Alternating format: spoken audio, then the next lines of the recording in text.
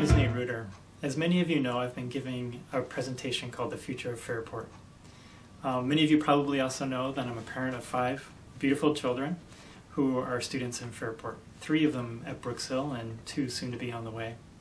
I'm also a Fairport grad. I graduated from Fairport in 1991, and I'm also a Fairport teacher.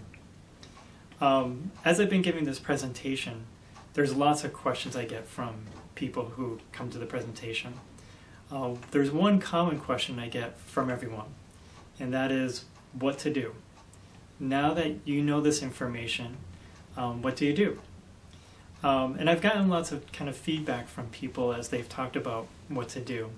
I think sometimes people feel like maybe they don't have enough research or they don't have enough data. You do.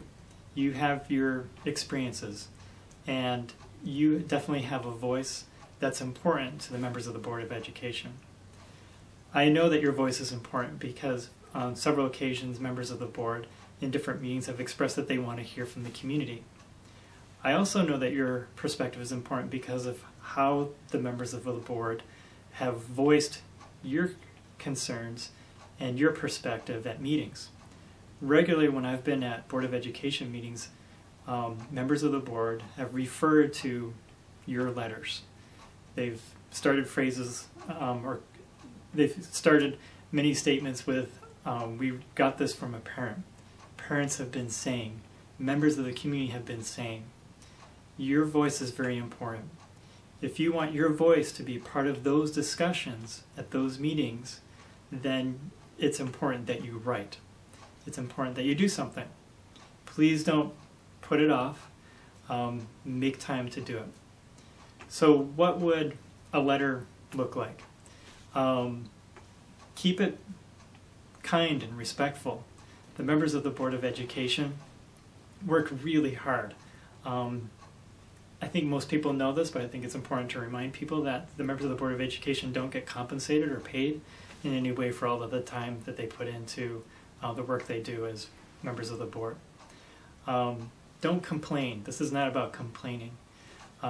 Be specific about what you're talking about, but also feel free to be candid.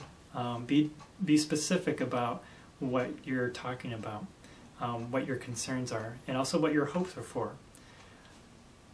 This process of Fairport moving forward is a long process. In your letter, you might want to consider that.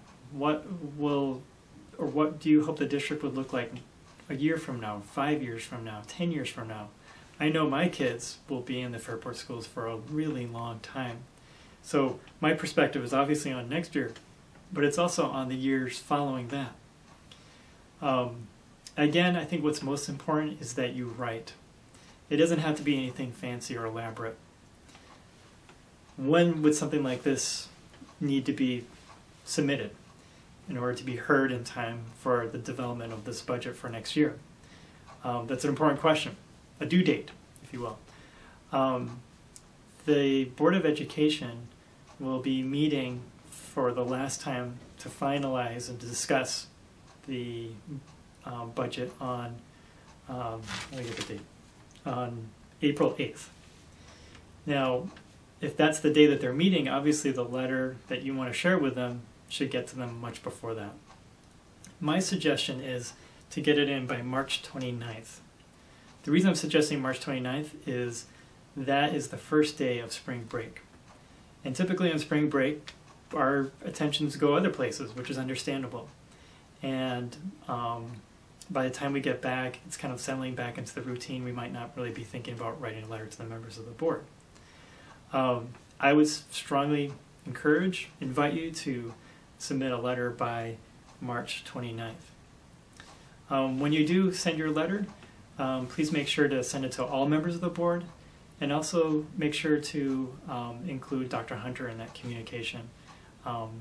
You want everyone who's a key part of shaping education in Fairport to know what your perspective and concerns are. I really want to thank you. I love living in Fairport.